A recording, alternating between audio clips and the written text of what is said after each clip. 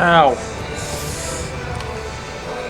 What is happening, guys? We are here in Midland, Texas. I'm at the Rockhound Stadium in their dugout, and we are back with another Rivrat Talks. Today we'll be going over my story, guys, on how I got to be in this position right here.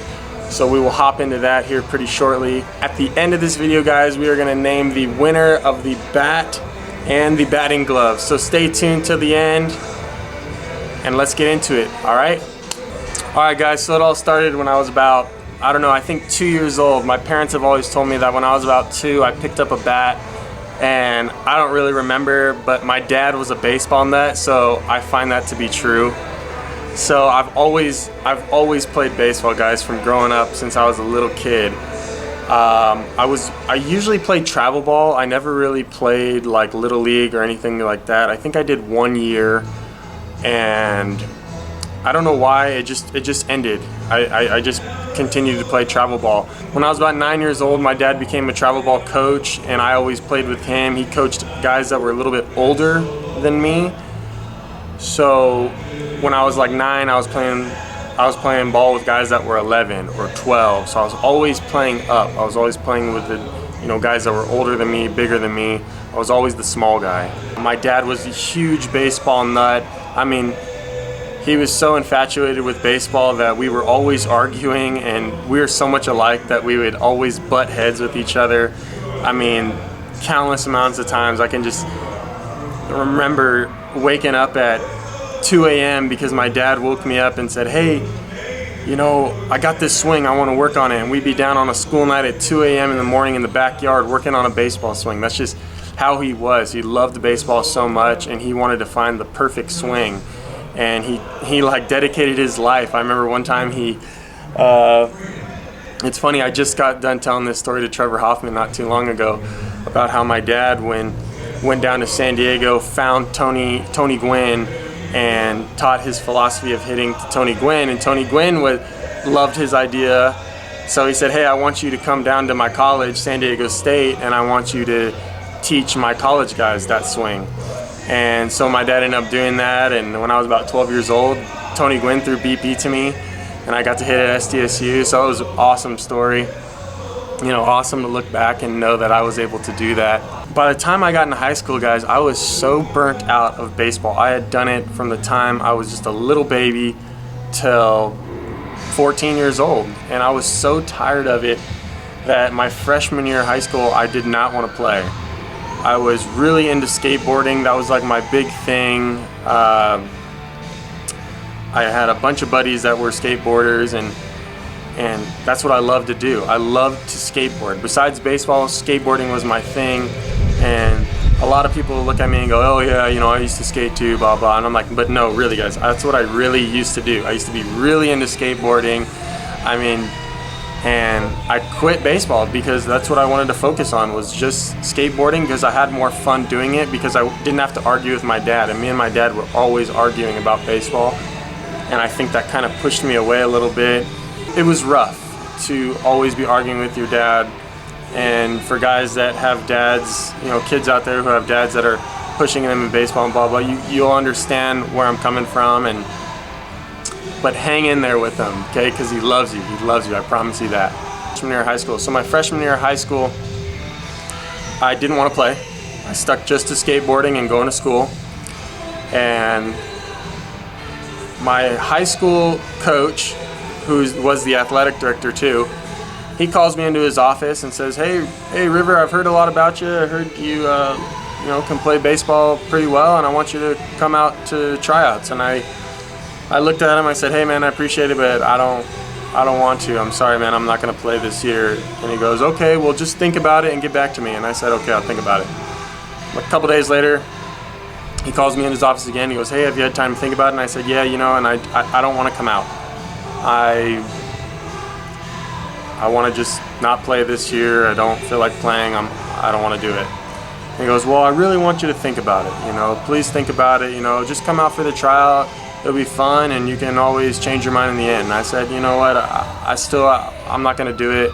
He goes, well, just keep thinking about it, please. And I told him, okay, I'll think about it. A few more days go by, and he hasn't heard anything from me because in my mind I'm not gonna play. He calls me into his office for a third time. And by this time I'm dragging in there like, come on man, I don't want to play. And he says, Riv, please come out, just give it a try, go to the tryout. I promise you if you don't like it, you do not have to play. Finally was like, you know what man, I'll come out. I'm gonna come out, and that's it. So, comes to the Saturday tryouts, I get all my stuff together, and I go out. And I'll tell you what, I haven't turned back since. I'm playing ball to this day. And thanks to Coach Putnam, Ken Putnam of Mission Hills High School, if it wasn't for him pushing me, I wouldn't even be in this dugout right now. I wouldn't even be playing. Who knows where I'd be, but I tell you what, I would not be playing baseball. So I always give thanks to him. I talk to him all the time still. At one point I was living with him when I got out of college, and when I was, didn't have a place to stay, he let me stay at his house. So I give a lot of thanks to him, and I have mad respect for him because he has really helped me out a lot in my life. And one of those is really, driving me to play this game. So then my sophomore year, close your eyes, let that rhythm get into you. Don't try to fight it, there ain't nothing that you can do. Relax your mind. Sorry guys, Michael Jackson came on, I love that song. And that year guys, I had an awful year. Awful.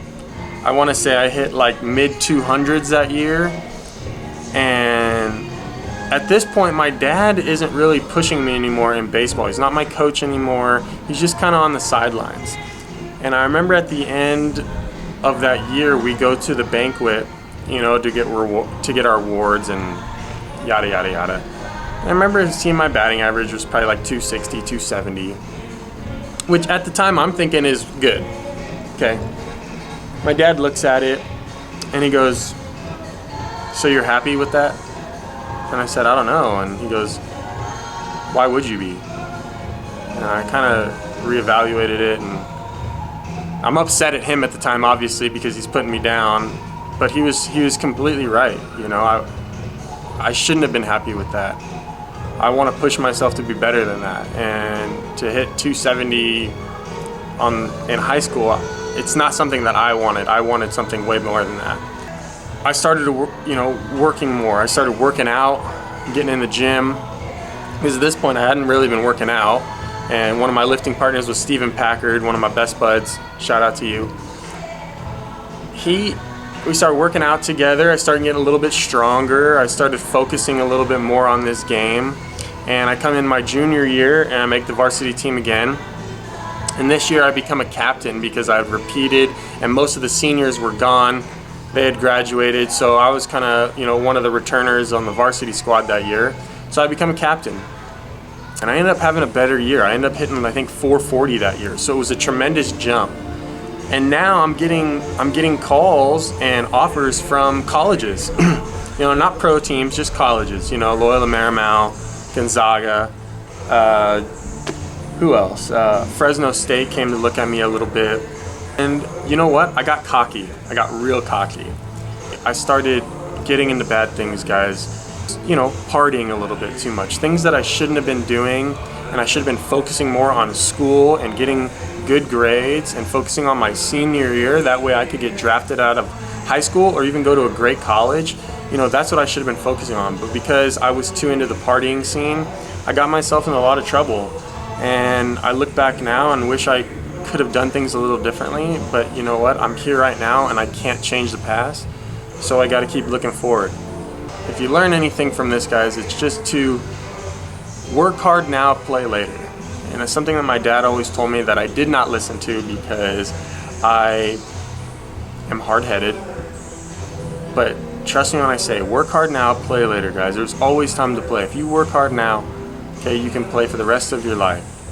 Okay, so just if there's anything you take from this, guys, work hard now, play later, okay? My senior year, I have a good year. I end up hitting like 450 that year. Had a good year, hit like 6 homers, but because I was partying too much and doing the wrong things, I did not get drafted. I did not go to college. Nobody wanted me. Got into some trouble at home. My parents were divorced at the time, and I ended up going and living with my mom, and I wasn't going to go to college. I was just going to work. That's what I was going to do. And so I come back to not playing ball again, just really figuring out what I'm going to do with my life. Am I going to work? Am I going to do construction? Am I going to go to school again? I don't know what I'm going to do. But at the time, I was just going to work. So I'm living with my mom for a couple of months, and I get a call from my dad. And my dad goes, "Hey, son, I want you to come back." I said, "Really?" And he goes, "Yes, I want you to come back, but for order you to come back, you have to go to college. You don't have to play baseball, but you got to go to college." And I said, "Okay." So I went to junior college. I went to Palomar College in San Marcos. Shout out to guys if you went there. Give me a shout out. And I realized that I wanted to play baseball still. I wasn't done. I wanted to play. So my freshman year, I tried out for the team. There was like 80 guys trying out for this squad, and I don't know how many guys make it in college, but let's just say it's 25. So think about how many guys they got to get cut to make this team. Somehow I pull through. I make the team, but I'm not a starter. I'm just a guy kind of on the sidelines. I play every now and then, and I end up breaking my ankle like at the start of the season. And I didn't get along with the coaches there. And it's nothing against them. It's just probably my fault, honestly. I was hard-headed, like I said, guys. I wasn't open to suggestion. I was not coachable, and that's terrible. You don't want that. So I didn't want to return. I wanted to do something else. And my dad had been diagnosed with cancer. And I had so much going on at the time, and I was so upset with what was going on. My parents were divorced. My dad had cancer. I wasn't a starter in college. I just wasn't doing well. Still partying. And my dad comes up to me and says, "Hey, son, I want you to go play college ball for your uncle," which he lived up in Central California. And I said, "Dad, I don't want to leave. Like, all my friends are here." He said, "Well, look, it's good for you, man. It's good for you to get out, do things on your own a little bit, and not be around me," which was him. Not be around him because he was sick and he was going through a lot, and he wanted me to get out and not see him like that. And I said, "Okay, Dad. I'm gonna trust you on this one. I'm gonna do it." I ended up making the team. I make the team for my uncle, and honestly, guys, I did not make the team because he is my uncle. I promise you. He kicked me out of practice a few times for showing up a minute late, for missing a class. There was many times where I had to go home and I couldn't practice. And I thank him for that because he taught me a lesson. It's to be early, do the right things. If you do the right things, good things will happen for those who do the right things. So make sure you guys do the right things. I promise you, just do the right thing. And it comes to the real season, and I remember we were playing one of the college teams, and a couple scouts came to watch this guy on the other team. And I don't know how I did it, I went 5 for 5 that game with a grand slam and like a double and 3 singles. And those scouts came up to me after that game and handed me a questionnaire saying, "Hey, we're interested in you. It was the White Sox and the Cleveland Indians. Can you fill this out and get it back to us?" And I'm just sitting there like, yes sir, I'll do what I can. I'll do it. I end up finishing the year hitting 450 in junior college. I led all of junior colleges in California in batting average, and I had a good year, and I was happy. So I signed to go to Cal State Fullerton. That's where I was going to go, just in case I wasn't drafted. So the draft comes around, guys, and remember, my dad is real sick at the time, and he's not there. It's his birthday. He's at the hospital that day, and I'm not getting any calls from anyone. No teams have called me. My dad's out. I'm real upset at the time, and finally I get a call from the Blue Jays saying, "Hey, we're gonna take you in the 10th." And I'm freaking out. I'm like, "Oh my goodness." And then the Cubs call me, say they're going to take me in the 10th, and now I'm freaking out even more. I got 2 teams trying to take me. And the Padres called me and said, hey, we're going to take you in the 9th. And it was like the 8th round at the time. They said, we're going to take you in the 9th. And I'm like, oh my goodness. So finally my dad rolls in. And I'm telling my dad, Dad, the Padres are going to take me in the 9th. They got like the next pick. And he walks in the room and boom, Padres take me. I give the biggest hug to my dad. And I told him, Dad, you know, we've made it. He said, son, your hard work is just beginning. You know, you haven't even begun to work hard yet. You need to work even harder. I said, you're right. So I end up leaving, guys. I go to short season A-ball in Eugene, Oregon. Manager was Pat Murphy at the time. Made a lot of good friends out there. Stephen Carmen, Corey Adamson, Jeremy Baltz, Chris Burke, you know, a bunch of guys. And about a month in, I get a call from my uncle. And he says, call me. So after the game, I give him a call and I said, what's going on? He said, your dad's not doing well.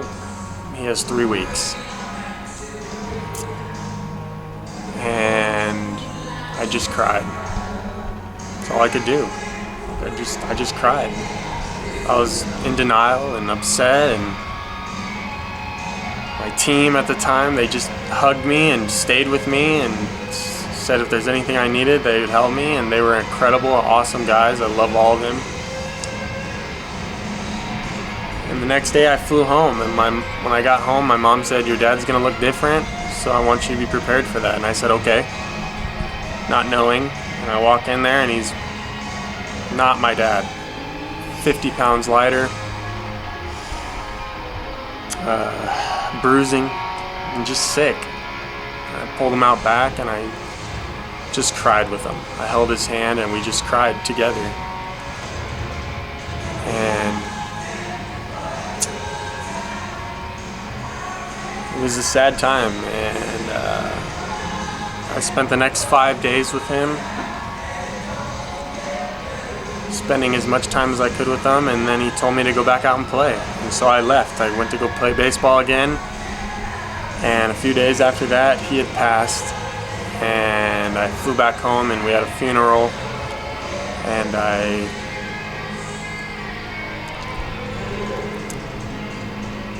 went and I continued to play baseball because that's what he told me to do, and I respected that. So the very next year I ended up having surgery on my shoulder. I just lost my dad. My house was going into foreclosure. You know, a lot was going on in my life, and I was very down on myself. And I ended up meeting my wife, who I had really known my entire life because my best friend, that was his sister, and trust me guys, he gave me the okay, I promise. So we get together, and you know, the rest is history. We end up getting married. We have a beautiful son together. But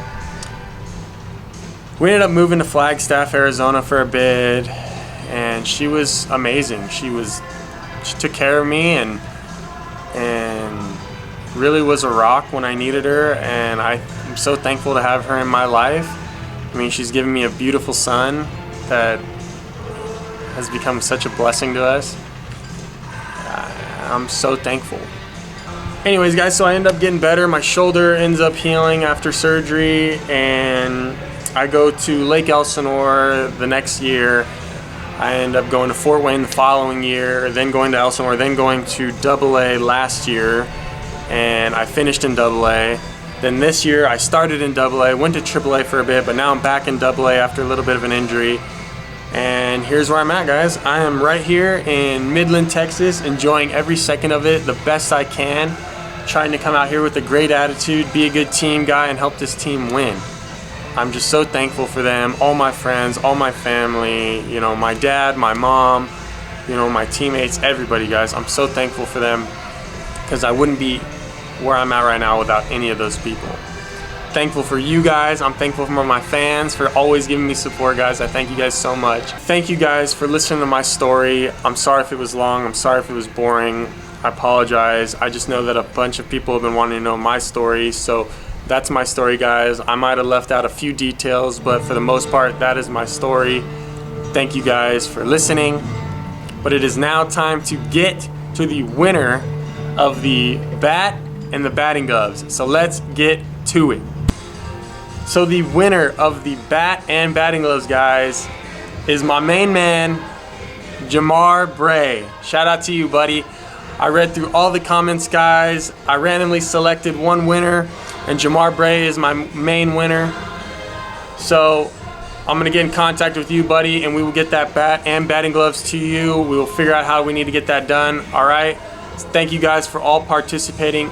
Hang with me, guys. There will be more. If you guys didn't win, please don't be discouraged. I promise you, in the future, there will be more giveaways. So don't be discouraged, all right? I will get more out there to you guys. And thank you guys again for listening to my story. Thank you guys for participating in the giveaway.